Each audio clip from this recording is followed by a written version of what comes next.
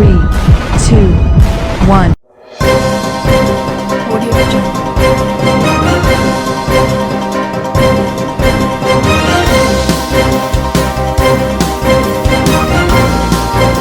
Audio Jungle. Audio Jungle.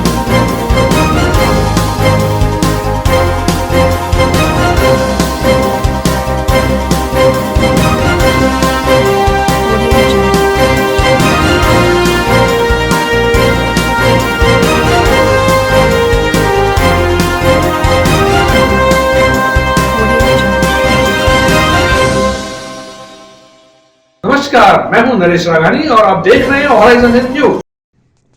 राजस्व ग्राम किशनगढ़ के मालियों की बाड़ी में काश्तकारी 110 बीघा जमीन पर अतिक्रमण का मामला। ग्रामीण महिलाओं के साथ अभद्रता और धक्का मुक्की का आरोप। ग्रामवासियों ने कलेक्ट्रेट पर प्रदर्शन कर कलेक्टर को सौंपा ज्ञापन।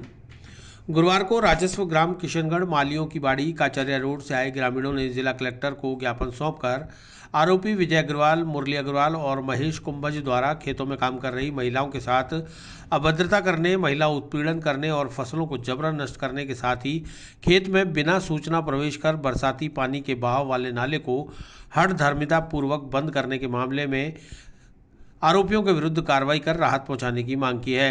सिलोरा सरपंच रामकिशोर सैनी और जिला परिषद सदस्य जगदीश गौरा के नेतृत्व में ग्रामीण जिला कलेक्टर को ज्ञापन सौंपकर बताया कि मालियों की बाड़ी किशनगढ़ में कृषक पीढ़ी दर पीढ़ी खेती का काम करते आ रहे हैं।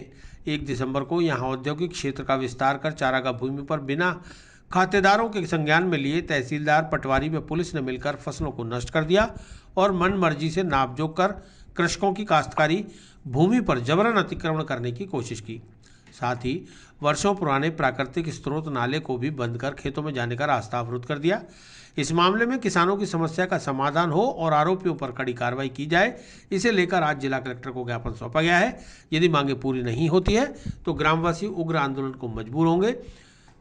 ग्रामीणों ने टेक्सटाइल फर्म, तहसीलदार और पटवारी के खिलाफ जमकर नारेबाजी भी की।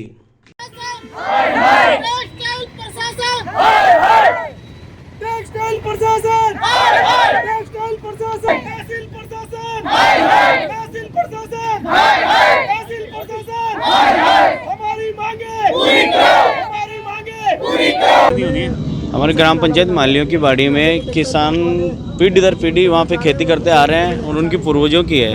अभी 7 वर्षों पहले वहाँ पे औद्योगिक क्षेत्र को औद्योगिक क्षेत्र में चरागाह को किया है। तो चरागाह तो अभी 7 वर्ष पहले आया है। किसान तो वहाँ वर्षों से रहते आ रहे हैं। उन्होंने चरागाह लैंड को औद्योगिक में होने से सारे किसानों का रास्ता बंद कर दिया है चारों तरफ से। तो वो ये चाह रहे हैं कि यहाँ पे जो कल नाप हुआ है वो बिना अनुमति के, बिना आदेश के वहाँ जाके मिली भगत करके तहसीलदार, पटवारी वगैरह करके नाप करके फसल को नष्ट करके आए। जब महिलाओं ने उनको रोकने की कोशिश की है तो उनके साथ बदतमीजी, गाली गलौज करते हुए और उनको जेल में प्रशासन की धमकी देते हुए ये कार्य किया है। तो हम सब यही चाहते हैं कि हमारे किसान भाइयों को रास्ता मिले और इनको हवा, पानी और वहाँ से जो बरसाती नाले का पानी है वो नाले की निकास हुए और वहाँ पे जो नेशनल हाईवे का काम चल रहा है उसी पानी के लिए करोड़ों रुपए की लागत से पुलिया का काम चल रहा है वहाँ पे। तो भीलवाड़ा से लेके अपने किशनगढ़ से इतनी महंगी पुलिया कहीं नहीं बन रही है उस पानी के लिए, क्योंकि वहाँ पे चरागाह लैंड बहुत ज़्यादा है, रिक्को का है। सारा पानी होके वो आगे जल संग्रहण में जाता है, जल स्रोतों में पानी बढ़ने के लिए।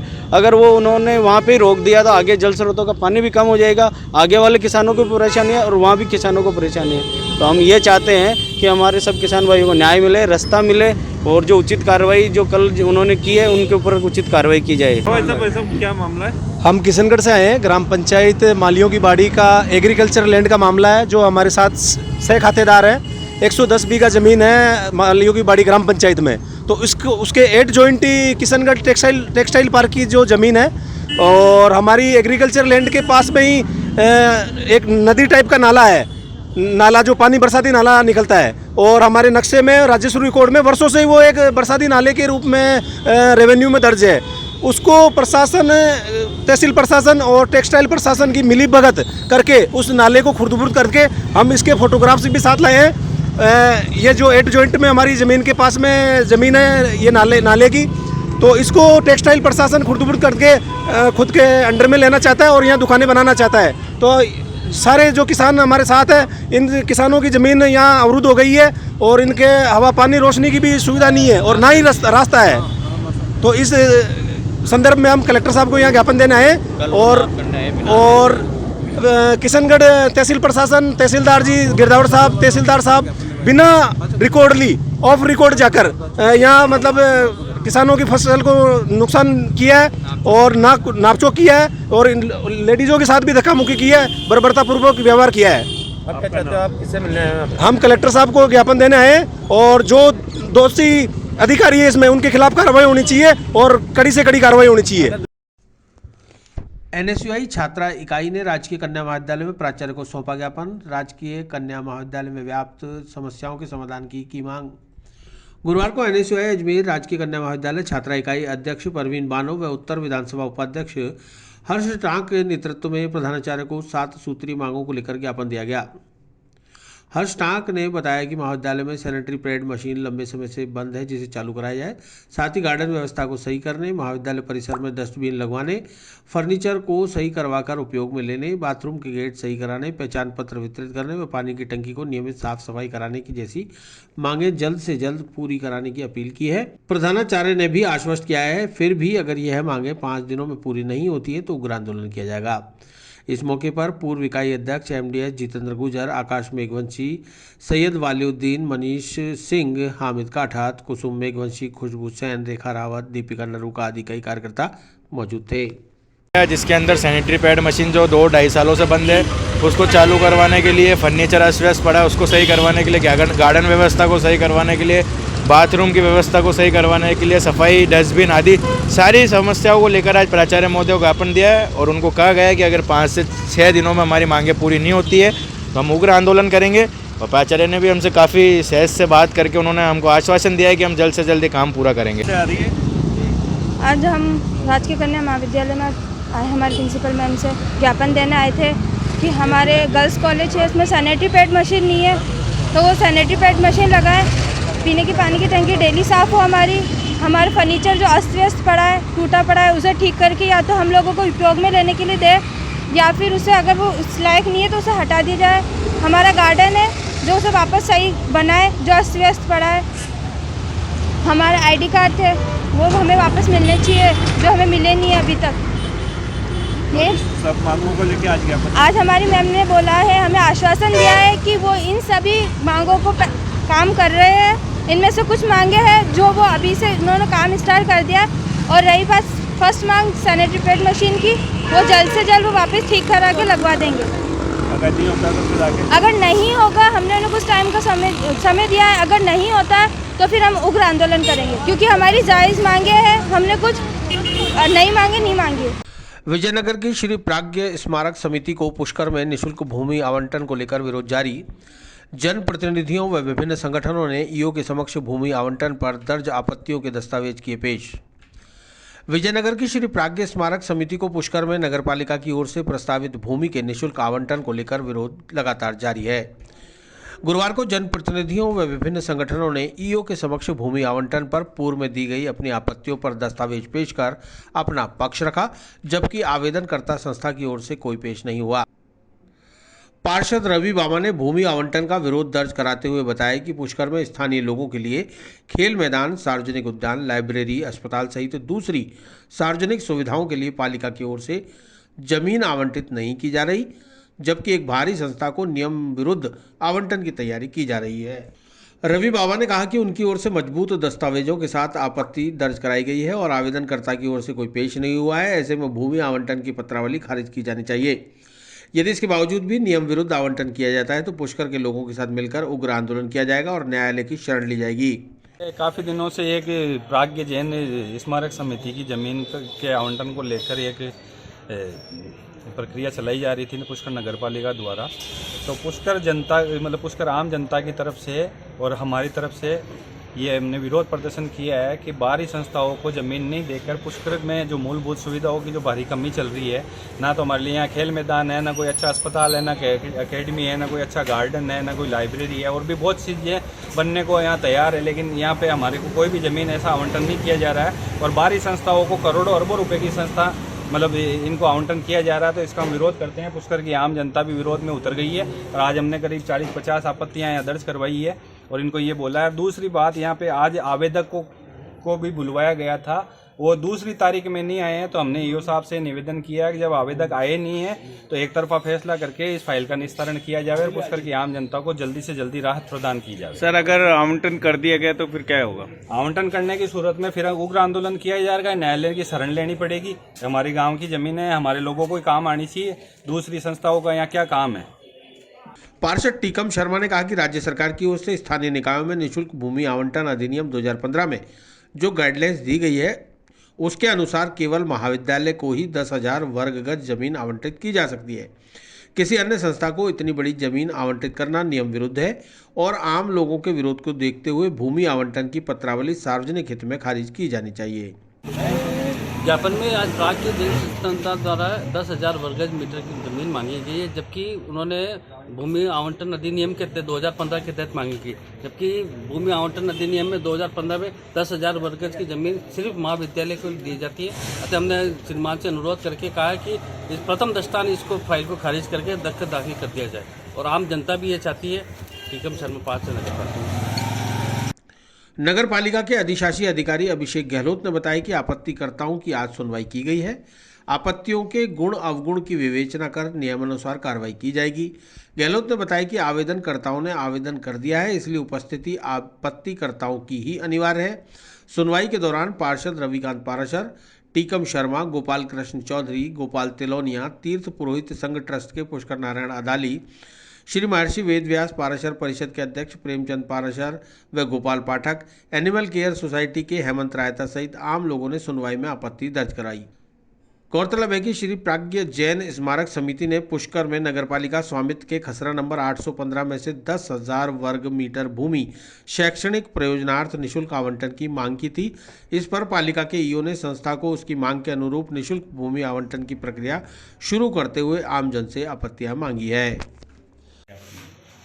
आज ज्ञापन नहीं, आपत्ति सुनवाई की तारीख मांगी गई थी आपत्तिकर्ताओं के द्वारा, तो वो तारीख देने के पश्चात उनके द्वारा आपत्तियाँ दी गई। तो लोग विरोध प्रदर्शन कर रहे हैं और आपने आवेदकों को भी बुलाया, हुआ है नहीं क्या? आवेदक ने आवेदन कर दिया, उसके बाद आपत्तिकर्ता की उपस्थिति अनिवार्य होती है। तो इसमें क्या फैसला होगा सर? अब आपत्ति जो दी गई है उसके बाद उसके गुणावगुण का विवेचन करके जो नियमानुसार कार्रवाई करेंगे। तीर्थ नगरी पुष्कर की सुरक्षा में तैनात रहेगी तीसरी आंख। पालिका चेयरमैन कमल पाठक की अनुशंसा पर विधायक सुरेश रावत ने सीसीटीवी कैमरों के लिए 20 लाख रुपए किए आवंटित। तीर्थ नगरी पुष्कर पर अब सुरक्षा की दृष्टि से तीसरी आंख की नजर रहेगी। कस्बे में अप्रिय वारदातों को रोकने और शांति स्थापना के लिए पालिका अध्यक्ष कमल पाठक ने विधायक सुरेश सिंह रावत से सीसीटीवी कैमरों के लिए बजट आवंटित करने की मांग की थी, जिस पर विधायक सुरेश सिंह रावत ने तुरंत ही सीसीटीवी कैमरों के लिए विधायक कोष से 20 लाख रुपए की स्वीकृति दी है। भाजपा महामंत्री अरुण वैष्णव ने बताया कि पुष्कर महत्वपूर्ण धार्मिक स्थल होने के साथ अंतर्राष्ट्रीय पर्यटक स्थल भी है और रोजाना हजारों देशी विदेशी श्रद्धालु और पर्यटक यहाँ आते हैं। इसलिए कस्बे को सीसीटीवी कैमरों की नज़र में रखने के लिए पालिका अध्यक्ष कमल पाठक ने सुरेश सिंह रावत से सीसीटीवी कैमरों के लिए बजट आवंटन की मांग की थी। मांग स्वीकृत होने पर पालिका अध्यक्ष कमल पाठक, उपाध्यक्ष शिव स्वरूप महर्षि और भाजपा महामंत्री अरुण वैष्णव ने विधायक सुरेश सिंह रावत का आभार व्यक्त किया है। हमारे लोकप्रिय पालिका अध्यक्ष श्री कमल जी पाठक के द्वारा हमारे विधायक महोदय सुरेश सिंह जी रावत से पूरे पुष्कर शहर में कैमरे लगाने की मांग की गई थी। इस पर तुरंत विधायक महोदय ने 20 लाख रुपए की लागत से संपूर्ण पुष्कर क्षेत्र में सुरक्षा की दृष्टि से 20 लाख रुपए के कैमरे लगाने का निर्णय किया गया है और बजट पारित किया गया है। तो विधायक साहब की तरफ से चेयरमैन पाठक साहब के अनुशंसा पर कैमरे लगाए जाएंगे। औद्योगिक दृष्टि से पिछड़े हुए अजमेर में 22 दिसंबर को होगा इन्वेस्ट अजमेर का आयोजन। इन्वेस्ट राजस्थान के अंतर्गत अजमेर इन्वेस्ट में 600 करोड़ का निवेश होने की है संभावना। इन्वेस्ट राजस्थान के अंतर्गत इन्वेस्ट अजमेर का आयोजन आगामी 22 दिसंबर को जवाहर रंगमंच पर होने जा रहा है। इससे पूर्व गुरुवार को इन्वेस्ट अजमेर के संबंध में अजमेर विकास प्राधिकरण के आयुक्त अक्षय गोधारा की अध्यक्षता में जवाहर रंगमंच के सभागार में एक अहम बैठक आयोजित की गई। बैठक में जिला उद्योग केंद्र, smart city, PWD, RIICO, ADA, जलदाय, डिस्कॉम, नगर निगम सहित संबंधित विभागों के अधिकारियों ने अपनी उपस्थिति दर्ज कराई। बैठक में इन्वेस्ट अजमेर कार्यक्रम वाले दिन निवेश करने वाले कारोबारियों को किसी तरह की परेशानी न झेलनी पड़े, इसे लेकर रूपरेखा तैयार की गई। एडीए आयुक्त अक्षय गोदारा ने बताया कि लंबे समय से निवेशकों का इंतजार कर रहे अजमेर की इंडस्ट्रीज के लिए अब 600 करोड़ से अधिक के निवेश होने की संभावना है। इसी साल industries, housing project, tourism, medical और स्टार्टअप के लिए निवेश होगा। इसके लिए 150 से अधिक MOU साइन होंगे। यह MOU फिलहाल उन्हीं कारोबारियों के साथ होंगे जिन्हें पूर्व में अजमेर जिले में उद्योग के लिए भूखंड आवंटित किए गए हैं। अजमेर के इतिहास में पहली दफ़ा इतना बड़ा निवेश एक साथ होने जा रहा है। 22 दिसंबर को अजमेर में इन्वेस्ट प्रोग्राम के बाद 24 जनवरी को जयपुर में यूनिवर्स राजस्थान कार्यक्रम के तहत देश दुनिया से बड़े बड़े कारोबारी शामिल होंगे। 22 दिसंबर को अजमेर में हो रहे इन्वेस्ट अजमेर के लिए जिला कलेक्टर प्रकाश राजपुरोहित के दिशा निर्देशों पर गठित समिति का जिम्मा एडीए आयुक्त अक्षय गोदारा को सौंपा गया है। इन्वेस्टमेंट समिति के हिसाब से आज प्रिपरेटरी बैठक थी, जिसमें समस्त विभागों से जो 24 जनवरी को एक तो स्टोन लेइंग में जो हो सकते हैं प्रोजेक्ट, प्लस जो कि संभावित इन्वेस्टमेंट है जो फ्यूचर में होने वाले हैं उनके साथ MOU करने के लिए, और जो लोग इन्वेस्ट करना चाहते हैं बस उनके पास अदर रिसोर्सेज नहीं है तो उनके LOI साइन करने के हिसाब से ये सभी विभागों से एक लिस्ट ली जा रही है और उसमें हम सप्ताह भर के बाद उसमें आगे कार्रवाई कर फिर पुनः बैठक लेके उनको सक्सेसफुल बनाने की कोशिश रहेगी। यौन अपराधों से बालकों का संरक्षण अधिनियम 2012 के अंतर्गत 20 साल के कारावास की सजा। पॉक्सो न्यायाधीश ने आरोपी को 20 साल कठोर कारावास व 51,000 रुपये के अर्थदंड से किया दंडित। पॉक्सो कोर्ट संख्या 2 के न्यायाधीश राजेश चंद्र गुप्ता ने गुरुवार को 23 नवंबर 2020 को एक नाबालिग बालक के साथ कुकर्म के मामले में आरोपी राधाकिशन उर्फ बाबू भाई को 20 साल कठोर कारावास के साथ ही 51,000 रुपये के अर्थदंड से दंडित किया है। मामले की जानकारी देते हुए विशिष्ट लोक अभियोजक पॉक्सो कोर्ट संख्या 2 विक्रम सिंह शेखावत ने बताया कि मामले में अभियोजन पक्ष की ओर से 35 दस्तावेज और 14 गवाह पेश किए गए। शेखावत ने बताया कि आज पॉक्सो कोर्ट के न्यायाधीश राजेश चंद्र गुप्ता ने IPC की धारा 5 LM/6 यौन अपराधों से बालकों का संरक्षण अधिनियम 2012 में मुलजिम राधाकिशन उर्फ बाबू भाई को दोषी करार देते हुए 20 वर्ष कठोर कारावास के साथ ही 51,000 रुपये के अर्थदंड से दंडित किया है। अदम अदायगी अर्थदंड अभियुक्त को 6 माह का कठोर कारावास अलग से भुगतना होगा। 23/11/2020 की घटना है। जो पीड़ित बालक के साथ कुकर्म किया था ये राधा कृष्ण और बाबू भाई मुलजिम आरोपी, जिस पर आज एक अहम फैसला हुआ है। पॉक्सो 2 न्यायाधीश श्री राजेश चंद्र गुप्ता जी ने सुनाया है। इसमें राधा किशन को 20 साल का कठोर कारावास व 51,000 रुपये जुर्माने से दंडित किया है। इसमें कुल 14 गवाह व 35 दस्तावेज अभियोजन की ओर से प्रस्तुत हुए हैं और इस पर जो पॉक्सो के अंदर जो अभी जो बच्चों के साथ जो घटनाएं हो रही है और उसको देखते हुए उस गंभीर माना है, जिस पर आज न्यायालय ने इस पर सजा सुनाई है। लुई फिलिप ब्रांडेड कंपनी का नकली माल बेचने पर दुकानदार के विरुद्ध कार्यवाही। कंपनी प्रतिनिधियों की शिकायत पर सदर कोतवाली थाना पुलिस ने कॉपीराइट एक्ट में किया मामला दर्ज। आदित्य बिरला ग्रुप की लुई फिलिप ब्रांडेड कंपनी के नकली प्रोडक्ट बेचे जाने की शिकायत पर सदर कोतवाली थाना पुलिस ने बुधवार रात मुंदड़ी मोहल्ला इलाके में नाकोड़ा गारमेंट्स की दुकान पर छापा मारकर 182 नकली ब्रांड के लोअर बरामद किए हैं। कंपनी प्रतिनिधि प्रहलाद चंद नायक ने बताया कि उन्होंने अजमेर में कई दुकानों पर स्टिंग किया, जिसके बाद मुंदड़ी मोहल्ले में एक दुकान पर उन्हें आदित्य बिरला ग्रुप के लुई फिलिप के नकली लोअर बेचते हुए मिले, जिस पर सदर कोतवाली थाना पुलिस के द्वारा कार्रवाई कराई गई है। पुलिस ने अलकनंदा कॉलोनी निवासी अंकित मेहता के खिलाफ कॉपीराइट एक्ट में मामला दर्ज कर जांच शुरू कर दी है। दुकान से 182 नकली ब्रांड के लोअर जब्त किए गए हैं। अभी किस तरीके का कार्रवाई है और क्या सूचना मिली थी आपको? सर, हमने यहाँ अजमेर शहर में मुंदरी मोहल्ला में और काफ़ी दूसरी जगह सर्वे किया था अभी कुछ दिनों पहले। उसमें हमने पाया कि यहाँ पे हमारी कंपनी लुई फिलिप ब्रांड के आदित्य बिरला ग्रुप के लुई फिलिप ब्रांड है, उसका नकली माल एक आदमी बेच रहा है, एक दुकानदार। कुछ और भी दुकानदार है, लेकिन इसकी रिपोर्ट बना के हमने कंपनी में भेजी। उसके बाद आज हमने कोतवाली पुलिस के साथ मिलकर कार्रवाई करी है और उसमें हमने 182 नकली पेंट लुई फिलिप के LP ब्रांड के बरामद किए हैं और उसका मुकदमा दर्ज किया जा रहा है। आगे कार्रवाई की जा रही है। कहाँ दुकान थी और किस नाम से दुकान थी? उस नाकोड़ा गारमेंट्स के नाम से उसकी मुंदरी मोहल्ला करके उस जगह पे शॉप थी उसकी। दातानगर जटिया हिल्स में लगे एडीए के प्रशासन शहरों के संघ शिविर में हंगामा। क्षेत्रवासियों ने नक्शा और फाइल बनाने के नाम पर हजारों रुपए लेने के निगम पर लगाया आरोप। दातानगर जटिया हिल्स में अजमेर विकास प्राधिकरण द्वारा गुरुवार को कच्ची बस्ती के लोगों को पट्टे देने के लिए प्रशासन शहरों के संग शिविर लगाया गया, जिसमें एडीए के अधिकारियों के साथ ही क्षेत्रीय पार्षद गजेंद्र सिंह रलावता और उप महापौर नीरज जैन भी मौजूद रहे। शिविर में आए लोगों ने नगर निगम पर पैसे हड़पने के आरोप लगाते हुए कहा कि पूर्व में उनके पास शहरी मित्र बनकर आए लोगों ने 600 रुपये नक्शा बनाने के लिए और फाइल बनाने के नाम पर 2000 रुपये ले लिए, लेकिन आज जब पट्टा लेने आए तो इन फाइलों को गलत बताकर लौटा दिया गया। ऐसे में गरीब लोगों को हजारों रुपए की चपत लग गई। यदि फाइलें गलत थी तो नगर निगम को फाइलें लेनी नहीं चाहिए थी।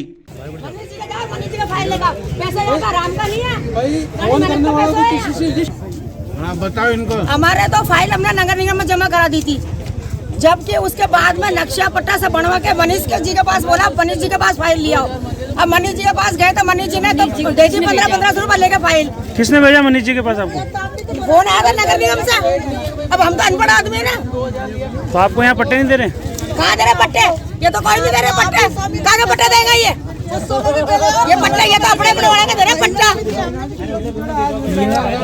बोले जो आया जिनका मुंडा ठीक दिया, जो आया जिनका मुंडा, हमने गरीब आदमी है, क्यों वोट नहीं देते क्या? ये देखो, ये बोला ये वैलिड नहीं है। ये फाइल किसने तैयार करवाई? ये 21 रुपए की फाइल है। किसने तैयार करवाई? मनीष जी की दुकान से लेके आए हम। ये पैसा मैंने कमाने में बहुत जोर आता है, हमका पैसा नहीं है। ये रहा, दिखाओ फाइल, दिखाओ। ये ले जाओ। अब ये यहाँ पे रख लो, ये तो तरीका नहीं होता है। तो यहाँ क्या कह रहे हैं आपको? कह रहे अब तुम्हारा तो कोई पट्टा ही नहीं है। एक बात सुनो, बोल रहे 30 फुट का रोड लाओ, 30 फुट का। तो जब नापना है तो जब उनको पता नहीं था कि 30 फुट का रोड है कि पट्टा मिलेगा या नहीं मिलेगा, क्यों गरीब आदमी को फंसाया? और कौन आया था साथ में? क्यों फंसाया गरीब आदमी को? एक बार आप बताओ। मेरी बात सुनो, पहले नगर निगम से आए थे, उन्होंने बोला भाई तुम्हारे को नक्शा बना के देंगे, 600 रुपये दे दो। तो हमने 600 रुपये दे दिया। वो नक्शा फिर नगर निगम में जमा करा दिया। उसके बाद फिर वहाँ से एक और आया, सोनू नाम का लड़का, उसने बोला 1500 रुपये दो, अब तुम्हारी फाइल तैयार करेंगे। तो 1500 बोले गया उसका ना। फिर हमको मनीष जी ने फ़ोन करा कि तुम्हारी फाइलें बन गई है और तुम्हारे को उसमें जमा करवाना है, कैंप में जमा कराना है। हम जाके 1500 में लिया है।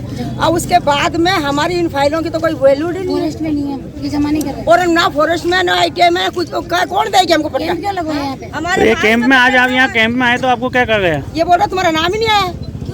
जिनके पट्टे बने हुए उन्हीं के नाम है इसमें। जिनके पहले पट्टे बने हुए थे ना, जिनके पहले पट्टे बने हुए, जिनके पहले पट्टे बने हुए उनके दोबारा नाम आ गया और दोबारा दे रहे हैं। फिर हमारा क्यों दे रहे हैं भाई? यहाँ पे इंग्लिश स्कूल सामने जो कैंप लगा है, यहाँ पे कैंप में लिस्ट में 145 जनों के नाम है। उस नाम मतलब 45 जनों के अंदर उन्हीं के नाम है जिनको पट्टे मिल चुके हैं। उसके पहले निगम में जो कैंप लगा था, वहाँ पे नगर निगम के मित्र बिठाए गए थे। वहाँ पे हमारी फाइलें जमा हुई। निगम वालों ने हमारे नक्शा बनाया, हमारे 2000 रुपये लगे, किसी 21 से लगेगी, 26 से लगेगी, 3 पैसे लगे हमारे। अब जनता ही चाहती है कि ये तो अब फॉरेस्ट में नहीं है और हमारे पास खाता संख्या है 26-48 हमारी खाता संख्या है। जब हम सब कुछ हमारा क्लियर है तो ये हमें पट्टा क्यों नहीं दे रहे? और ये UIT के सारा अप्रूव है, सब कुछ है, तो क्यों नहीं दे रहे हमें? वन विभाग में तो नहीं आता? वन विभाग में नहीं आता है। हमारी फाइल कभी कहते हैं निगम जमा कराओ, कभी कहते हैं हम मेरे खुद के पैसे लगे इसमें। और जनता बेचारी परेशान है। पेपर में अगर कच्ची बस्ती लिखा हुआ आएगा, कच्ची बस्ती तो जनता ये थोड़ी देखती है कि एडीए देगा, निगम देगा, ये देगा, या तो उनको क्लियर। तो आपने पार्षद को कहा क्या? पार्षद साहब ने ये कहा कि हम कोशिश करेंगे 23-24 को हम कैंप कलेक्टर साहब के पास जाएंगे कि अगर उनको सही आपको मतलब गाइडलाइन नहीं थी तो जनता को क्यों परेशान करता है। और वो ये कह रहे हैं कि 23-24 को हम निगम में कोशिश करेंगे फाइलें जमा। ये कौन सी जगह है? दातानगर। पूरी जनता के पैसे लग गए, बेचारी पब्लिक तो परेशान होएगी, फाइल तैयार करवाएगी तो उसमें पैसे लगते हैं। अब कह रहे हैं क्यों करवाई फाइल तैयार, तो निगम में क्यों कैंप लगवाया था? नगर निगम उप महापौर नीरज जैन ने बताया कि नगर निगम के अधीन 12 कच्ची बस्ती हैं, जबकि 48 कच्ची बस्ती एडीए के अधीन आती हैं। वर्ष 2009 की सर्वे की सूची में जिनके नाम हैं, एडीए द्वारा आज उन्हें ही पट्टे दिए जा रहे हैं। नगर निगम का शिविर आगामी 23 और 24 दिसंबर को लगेगा। इससे पूर्व जिला कलेक्टर से मामले में हस्तक्षेप करने की अपील करते हुए वर्ष 2012 से पूर्व के चयनित कच्ची बस्ती के लोगों को भी 69A में पट्टे देने की अपील की जाएगी। देखिए, नगर निगम द्वारा प्रशासन शहरों के संग कैंप लगाया जा रहा है, एडीए द्वारा लगाया जा रहा है।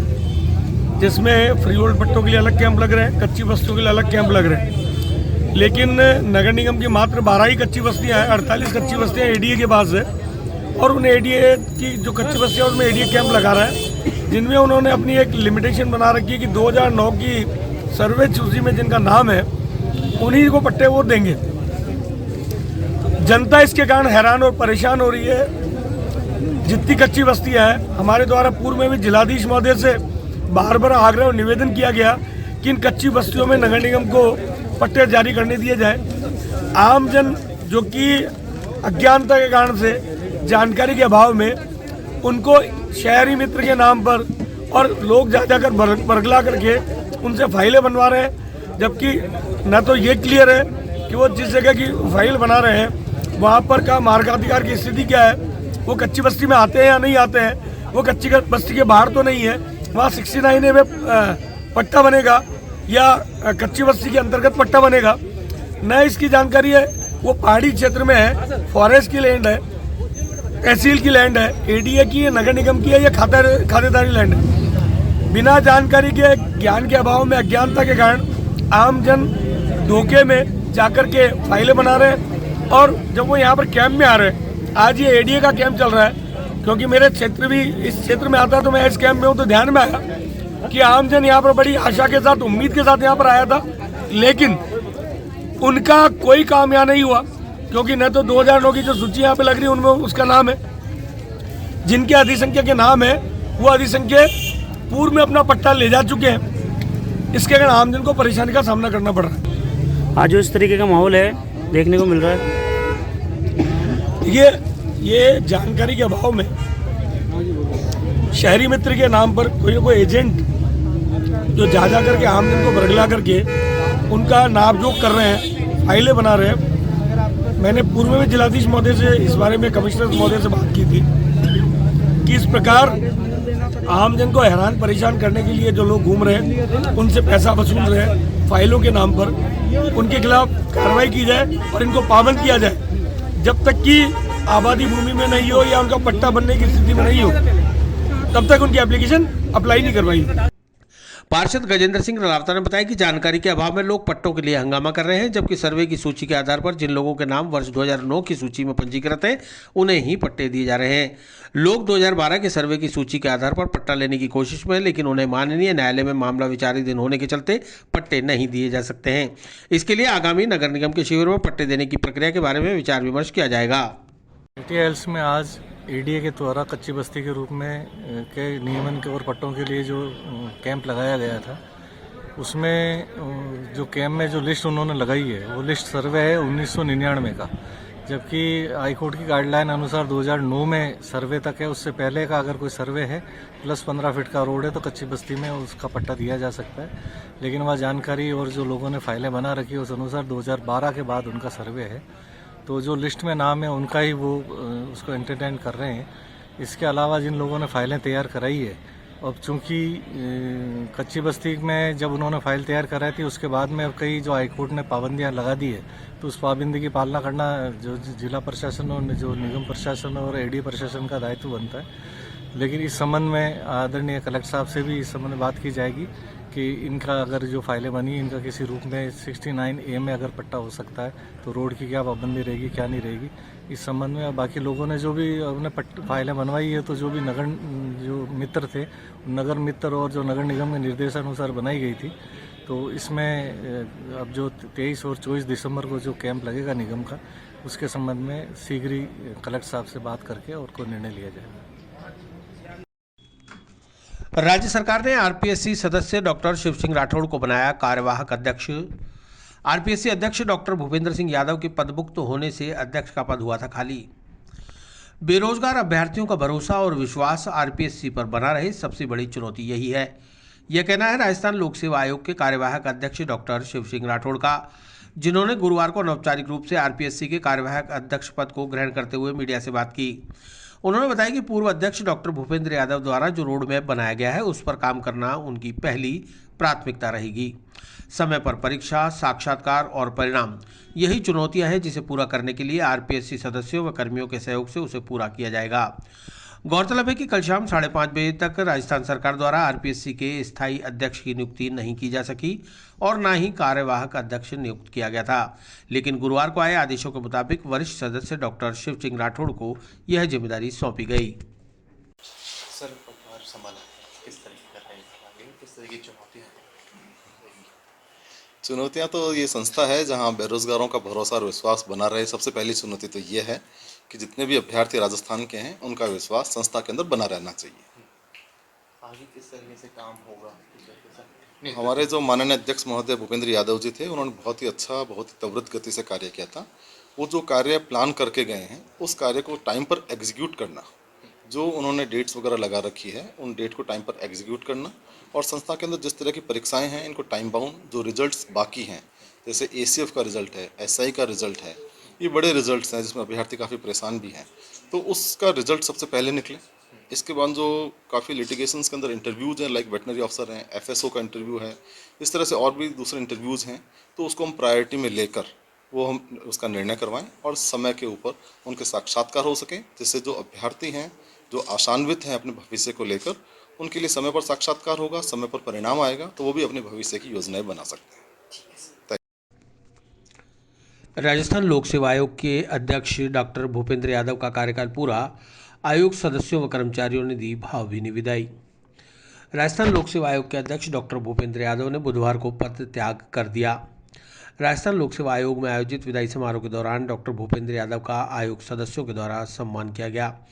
उन्हें साफा पहनाकर माल्यार्पण कर स्मृति चिन्ह भेंट किया गया। इस मौके पर डॉक्टर भूपेंद्र यादव ने अपने संबोधन में अपने साथी सदस्यों doctor Shiv Singh Rathore, Rajkumari Gurjar, Raika, doctor Manju Sharma, Babulal Katara, doctor Jaswant Rathi, doctor Sangeeta Arya, सचिव हरजी लाल अटल, संयुक्त सचिव आशुतोष गुप्ता आदि का सहयोग के लिए आभार जताया।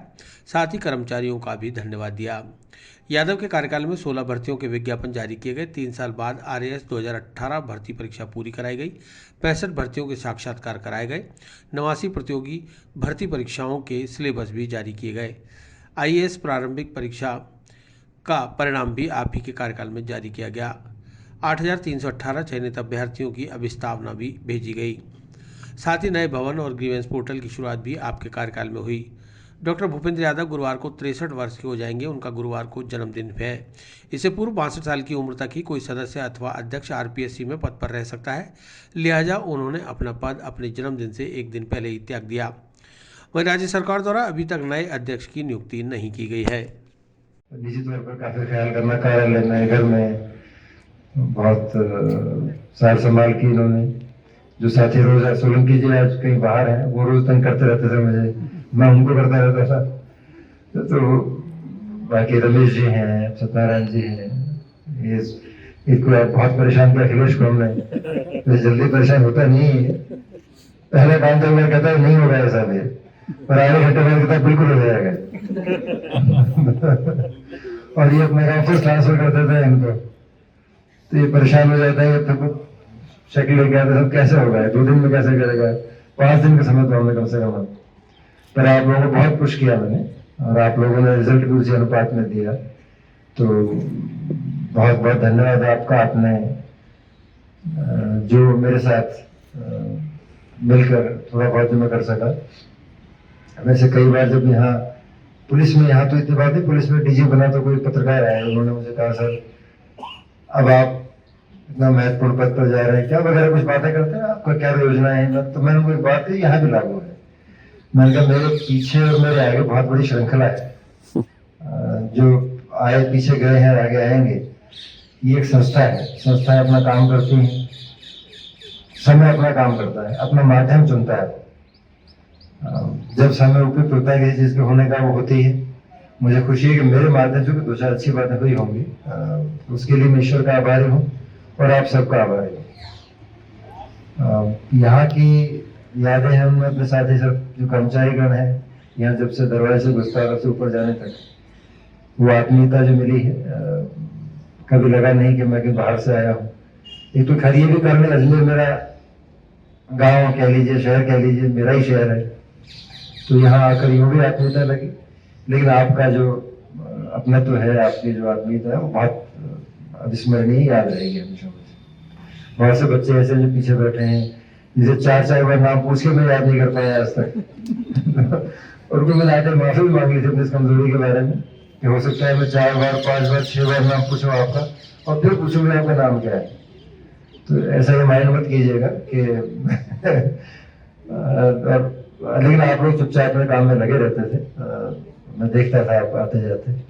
तो आप बहुत बहुत साधुवाद, बहुत बहुत बधाई आपको। इस शानदार संस्था के आप सदस्य हैं, आप परिवार के मेंबर हैं इसके, और बहुत बढ़िया काम कर रहे हैं आप लोग। मैं कम से कम 10वीं बार से राठौड़ साहब ने कहा, सब मंचों पर सब जगह कह चुका हूँ, पत्रों में भी लिखता हूँ कि इतना शानदार काम करने का कर्मचारियों का जो समूह है बहुत दुर्लभ है।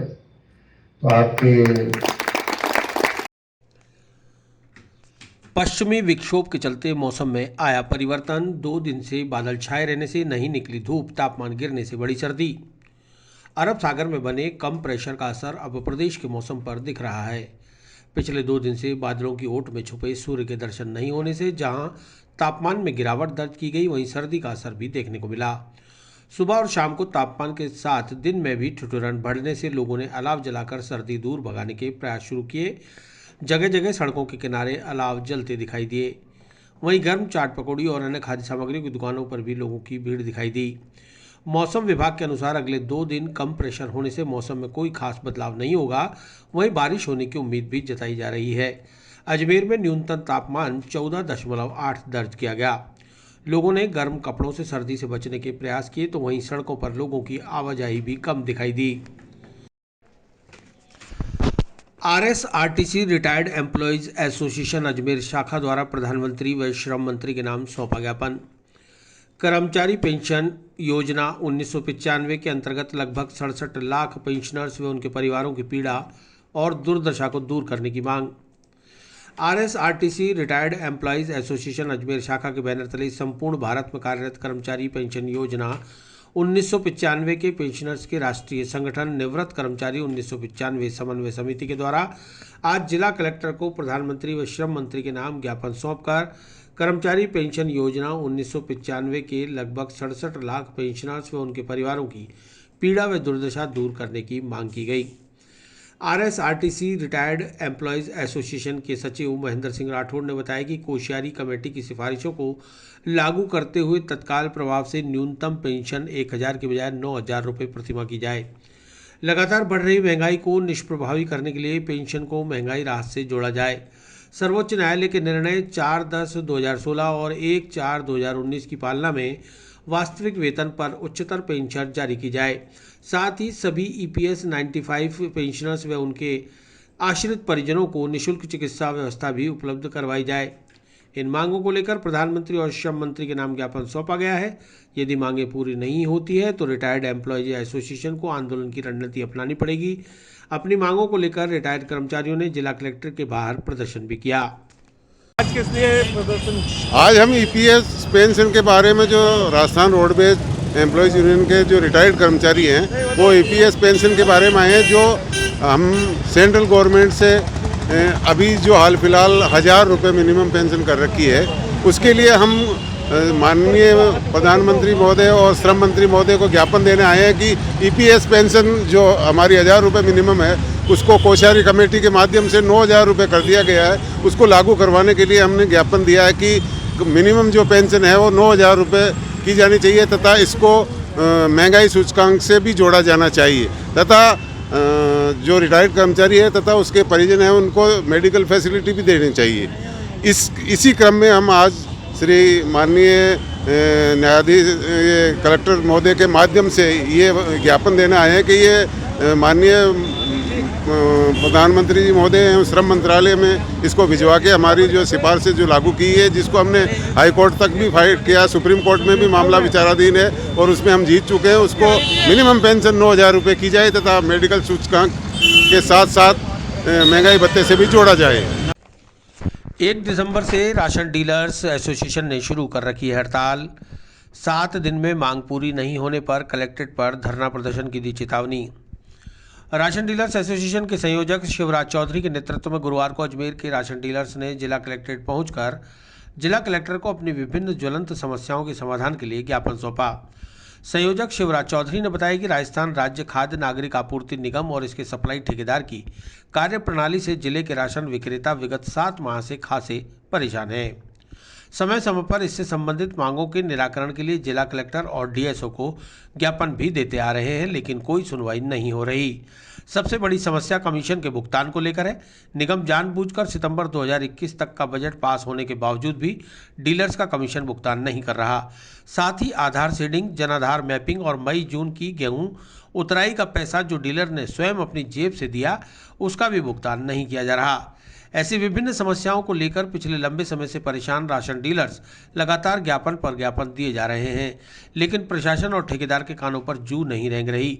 इसलिए 25 नवंबर को ही आंदोलन की चेतावनी दे दी गई थी और 1 दिसंबर से अजमेर के सभी राशन डीलर्स हड़ताल पर हैं। यदि 7 दिन में इन समस्याओं का समाधान नहीं हुआ तो जिला कलेक्ट्रेट के बाहर अनिश्चितकालीन धरना शुरू कर दिया जाएगा, जिसकी जिम्मेदारी जिला प्रशासन की होगी। राशन डीलर एसोसिएशन अजमेर, हम विगत मई 2021 से हमारी विभिन्न समस्याओं को लेके लगातार भारतीय खाद्य निगम की प्रबंधक, जिला रसद कार्यालय, माननीय जिला कलेक्टर कार्यालय पे लगातार संपर्क बनाए हुए हैं। हमें जो समस्याएं हैं वो ठेकेदार से संबंधित, निगम से संबंधित, बार बार उन समस्याओं से हम लगातार अवगत कराते आ रहे हैं। मोटी जो हमें समस्या है वो एक समस्या है कमीशन को लेकर। तो विगत मई के बाद में टुकड़ों में जून जुलाई का कमीशन दिया है लोगों को, वो पूरा नहीं दिया गया है, जबकि राजस्थान सरकार ने मार्च सितंबर तक का बजट यहाँ ट्रांसफ़र कर दिया है। जिला रसद कार्यालय से सब डीलरों के बिल बन चुके हैं, निगम की टेबल पे जा चुके हैं। अब निगम है जो वो अपनी हठधर्मिता पे अड़ी हुई है, बार बार अनुनय विनय के बाद भी वो अभी तक ट्रांसफ़र, ये जो हमारा कमीशन की जो राशि ट्रांसफ़र होनी थी उसको नहीं कर पा रही है। इसलिए मजबूरीवश हमने पूर्व में 25 तारीख को जिला कलेक्टर महोदय को हमने ज्ञापन से अवगत कराया कि भाई हमारी ये ज्वलंत समस्या, इनका समाधान करो। अभी तक उस पर कोई संज्ञान नहीं लिया गया। मजबूरीवश 1 दिसंबर 2021 से समस्त अजमेर ज़िले के राशन डीलर शट डाउन हड़ताल पे हैं। पोस्ट मशीनों से कोई कार्य नहीं कर रहे हैं। जहाँ गेहूँ की गाड़ियाँ निगम की खड़ी है उसको हम नहीं उतरवा रहे हैं। और अब आज हम यहाँ आए हैं हमारी मांगों के संबंध में माननीय जिला कलेक्टर महोदय को जानकारी देने के लिए। हम उनसे निवेदन कर रहे हैं आपके माध्यम से भी कि यह जो राशन डीलर है यह एक जनप्रतिनिधि के रूप का चेहरा है। लगातार अपनी हर परिस्थिति में, हर मौसम में गरीबों को सेवाएं देता है और नाम मात्र के कमीशन पे ये अपनी दुकान चलाता है। तो उस कमीशन को आप कैसे भी करके जो पड़ा है निगम के खाते में उसको डीलरों के खाते में ट्रांसफ़र करवा दो। आगे ये रहेगा कि अगर समय पे हमारी जो विभिन्न तरीके की मांगे हैं, जो ठेकेदार से संबंधित है, निगम से संबंधित है, डीएस ऑफिस से संबंधित है, अगर 7 दिवस में उचित कार्रवाई नहीं होती है तो हमारा बहिष्कार तो चल ही रहा है। हम कोई काम नहीं कर रहे हैं, लेकिन अगला जो कदम होगा वो हमारा यहाँ पड़ा होगा जिला कलेक्टर कार्यालय के बाहर।